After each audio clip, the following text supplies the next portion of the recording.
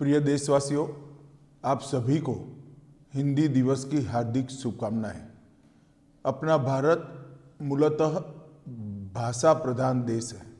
हमारी भाषाएं सदियों से संस्कृति, इतिहास, परंपराओं, ज्ञान, विज्ञान, दर्शन और आध्यात्म को पीढ़ी दर पीढ़ी आगे बढ़ाने की सशक्त माध्यम रही है। हिमालय की ऊंचाइयों से लेकर दक्षिण के विशाल समुद्र तटों तक, मरुभूमि से लेकर बीहड़ जंगलों और गांव की चौपालों तक, भाषाओं ने हर परिस्थिति में मनुष्य को संवाद और अभिव्यक्ति के माध्यम से संगठित रहना और एकजुट होकर आगे बढ़ने के लिए मार्ग दिखाया है। मिलकर चलो, मिलकर सोचो, मिलकर बोलो, यही हमारी भाषाई सांस्कृतिक चेतना का मूल मंत्र रहा है। भारत की भाषाओं की सबसे बड़ी विशेषता यह रही है कि उन्होंने हर वर्ग और समुदाय को अभिव्यक्ति का अवसर दिया। पूर्वोत्तर में बिहू का गान, तमिलनाडु में ओवियालू की आवाज़, पंजाब में लोहड़ी के गीत, बिहार में विद्यापति की पदावली, बंगाल में बाउल संत के भजन, कजरी गीत, भिखारी ठाकुर की विदेशियाँ, इन सब ने हमारी संस्कृति को जीवन और लोक कल्याणकारी बनाया है। मेरा स्पष्ट मानना है कि भाषाएं एक दूसरे की सहचर बनकर एकता के सूत्र में बंधकर आगे बढ़ रही है। संत तिरुवल्लुवर को जितनी भावुकता से दक्षिण में गाया जाता है, उतनी ही रुचि से उत्तर में पढ़ा जाता है। कृष्णदेवराय जितने लोकप्रिय दक्षिण में हुए, उतने ही उत्तर में भी हुए। सुब्रमण्यम भारती की राष्ट्र प्रेम से ओतप्रोत रचनाएं हर क्षेत्र के युवाओं में राष्ट्र प्रेम को प्रबल बनाती है। गोस्वामी तुलसीदास को हर एक देशवासी पूछता है। संत कबीर के दोहे तमिल, कन्नड़ और मलयालम अनुवादों में भी पाए जाते हैं। सूरदास की पदावली दक्षिण भारत के मंदिरों और संगीत परंपराओं में आज भी प्रचलित है। श्रीमंत शंकरदेव, महापुरुष माधवदेव को हर एक वैष्णव जानता है और भूपेन हजारिका को हरियाणा का युवा भी गुनगुनाता है। गुलामी के कठिन दौर में भी भारतीय भाषाएं प्रतिरोध की आवाज़ बनी।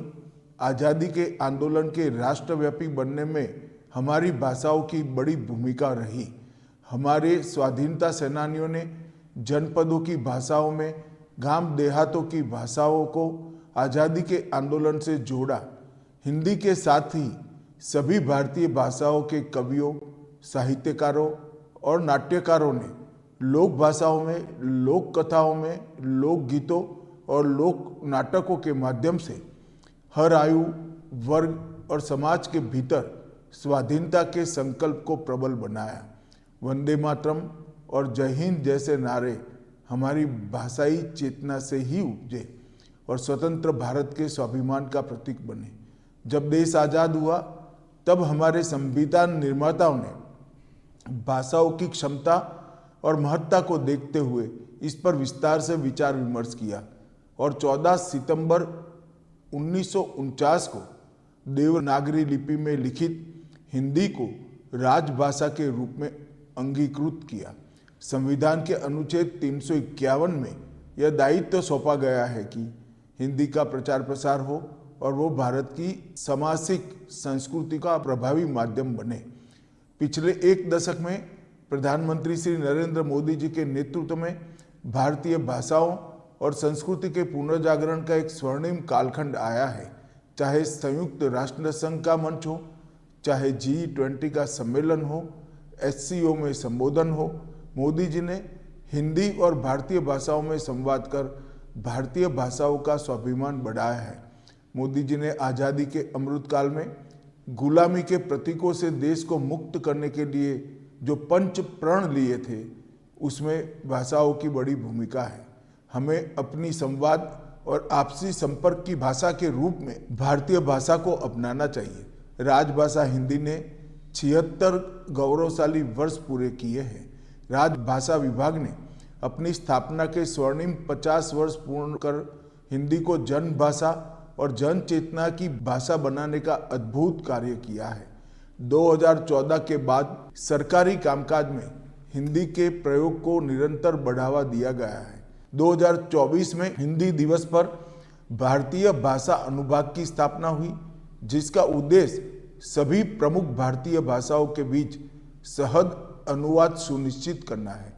हमारा लक्ष्य यह है कि हिंदी और अन्य भारतीय भाषाएं केवल संवाद का माध्यम न रहकर तकनीक, विज्ञान, न्याय, शिक्षा और प्रशासन की धुरी बने। Digital India, e governance, artificial intelligence और मशीन लर्निंग के इस युग में हम भारतीय भाषाओं को भविष्य के लिए सक्षम, प्रासंगिक और वैश्विक तकनीकी प्रतिस्पर्धा में भारत को अग्रणी बनाने वाली शक्ति के रूप में विकसित कर रहे हैं। मित्रों, भाषा सावन की उस बूंद की तरह जो मन के दुख को और अवसाद को धोकर नई ऊर्जा और जीवन शक्ति देती है। बच्चों की कल्पना से घड़ी गई अनोखी कहानियों से लेकर दादी नानी की लोरियों और किस्सों तक भारतीय भाषाओं ने हमेशा समाज को जिजीविषा और आत्मबल का मंत्र दिया है। मिथिला के कवि विद्यापति जी ने ठीक ही कहा, देसिल बयना सब जन मिठा, अर्थात अपनी भाषा सबसे मधुर होती है। आइए हिंदी दिवस के इस अवसर पर हम हिंदी सहित सभी भारतीय भाषाओं का सम्मान करने और उनको साथ लेकर आत्मनिर्भर, आत्मविश्वासी तथा विकसित भारत की दिशा में आगे बढ़े। आप सभी को एक बार फिर से हिंदी दिवस की हार्दिक शुभकामनाएं। वंदे मातरम।